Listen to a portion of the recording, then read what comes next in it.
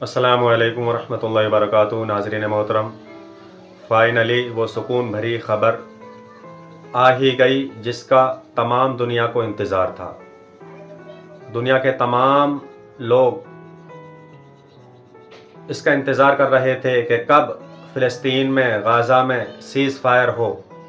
वहाँ के गरीब, मज़लूम, मजबूर, बेसहारा लोगों पर जो जुल्म व सितम हो रहा है और हो रहा था काफ़ी अरसे से, उनको कब सुकून मिलेगा। तमाम दुनिया इसका इंतज़ार कर रही थी।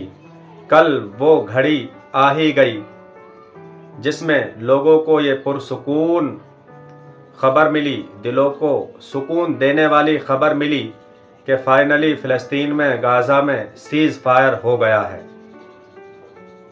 तमाम फ़िलिस्तीनियों ने जश्न मनाया, खुशी मनाई।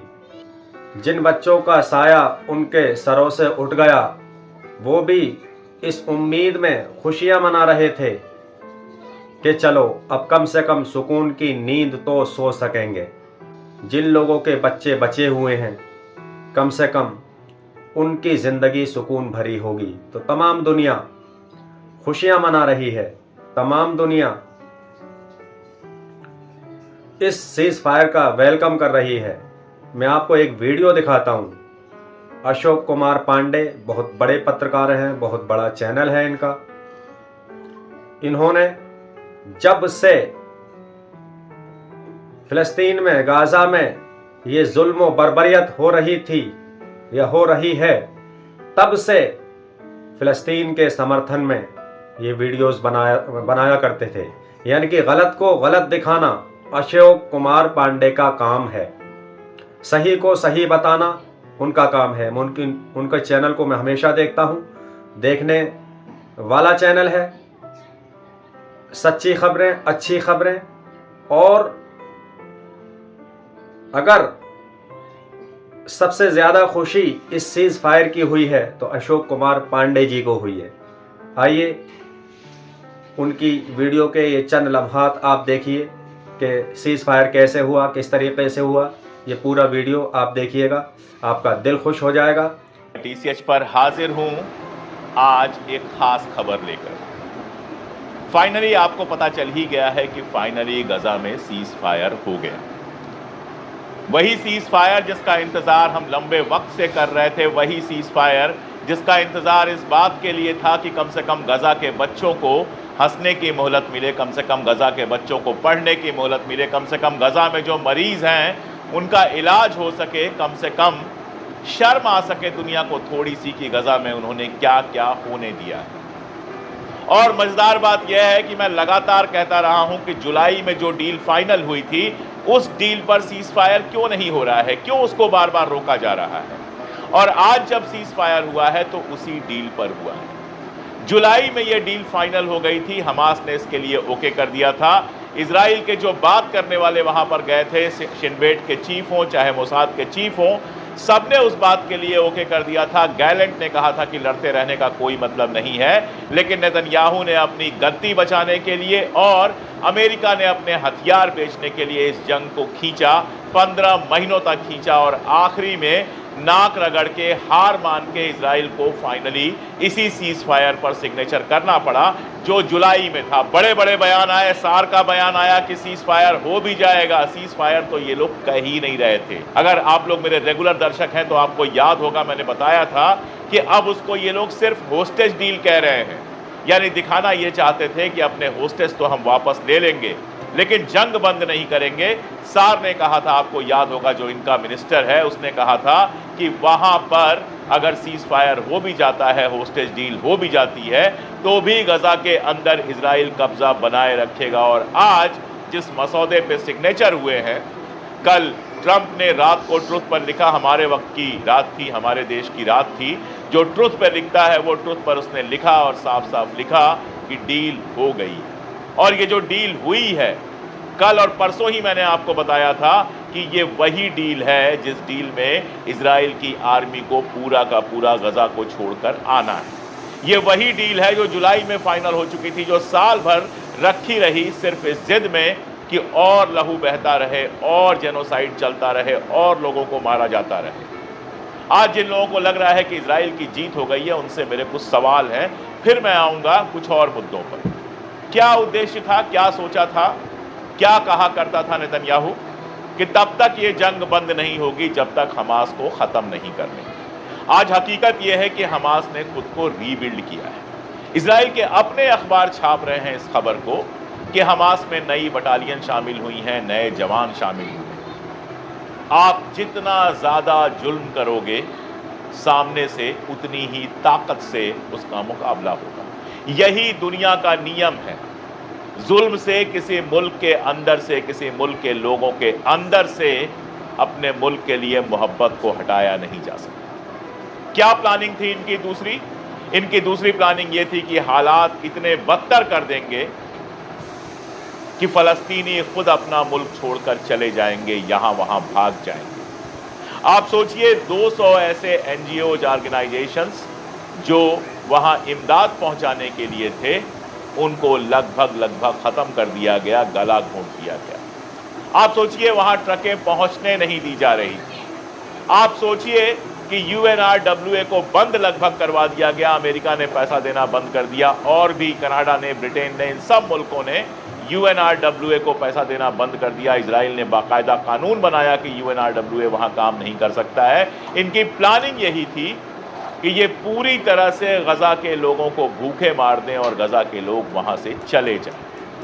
आज मैं जब तमाम सारे वीडियोस देख रहा था तो मुझे एक वीडियो दिखाई दिया, जो एक खातून का वीडियो है। ये मोहतरमा वहां की रहने वाली हैं, गजा की रहने वाली हैं। इन 15 महीनों में जितनी मुसीबतें हुई हैं, वो सारी मुसीबतें इन्होंने झेली हैं, और सब झेलने के बाद कह रही हैं कि ये हमारी जंग थी, इस जंग को हमने लड़ा, किसी की मदद हमें नहीं मिली, और हम ही गाजा को दोबारा बनाएंगे।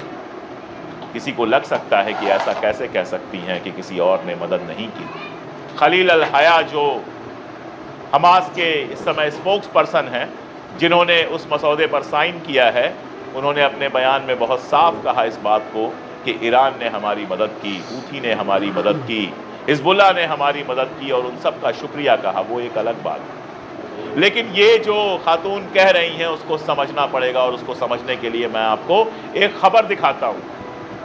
ये जो तस्वीर आप देख रहे हैं, ये IDF यानी इजराइल की आर्मी के एक अफसर की, और वो अफसर इस तस्वीर में एक मस्जिद को उड़ाने का इंतज़ाम कर रहा है। आप जानते हैं कि कितनी सारी मसाजिद जो हैं वो वहाँ पर गजा में गिरा दी गई, उड़ा दी गई, डेटोनेट कर दी गई।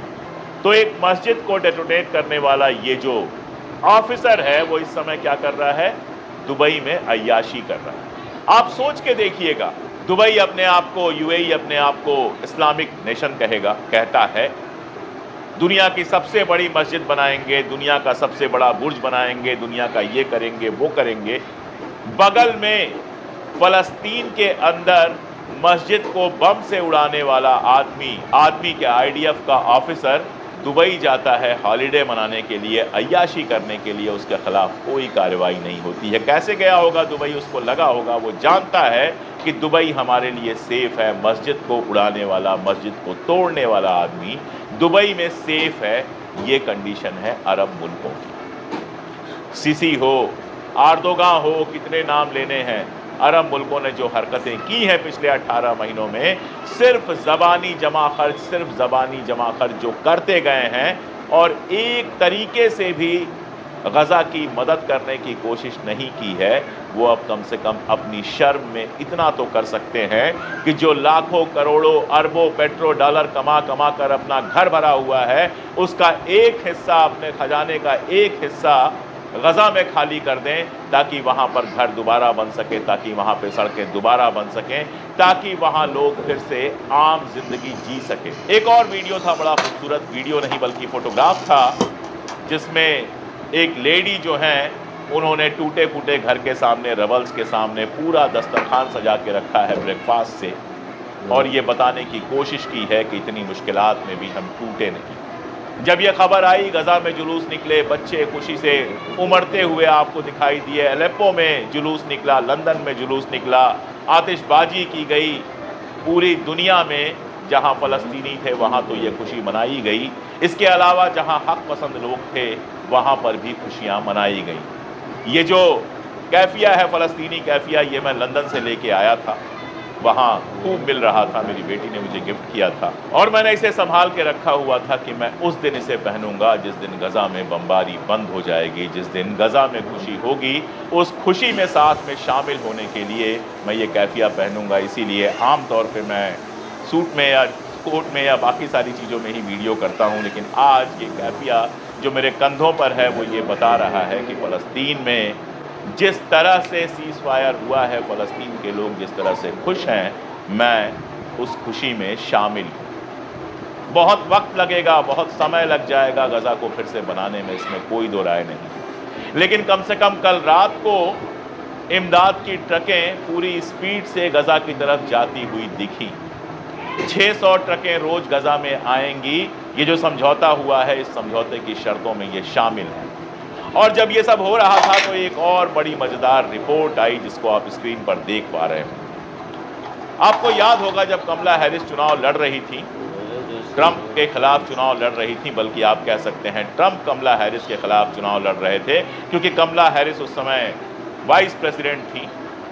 तब भी अमेरिका के जो हालात थे उनकी एनालिसिस करते हुए मैंने आपको बताया था कि गज़ा में जो कुछ बाइडेन ने किया है, कमला हैरिस को वो बहुत भारी पड़ने वाला है। अब एक नया सर्वे आया है, एक नई रिपोर्ट आई है और वो ये रिपोर्ट बता रही है कि जिन वजूहात से कमला हैरिस हारी हैं, जिन वजूहात से कमला हैरिस को लोगों ने वोट नहीं किया है, उसमें सबसे बड़ी वजह अगर कोई है तो वो गज़ा है। 29% लोग जो यूं तो बाइडेन को वोट करते या हैरिस को वोट करते, डेमोक्रेटिक पार्टी को वोट करते, उन्होंने वोट नहीं किया।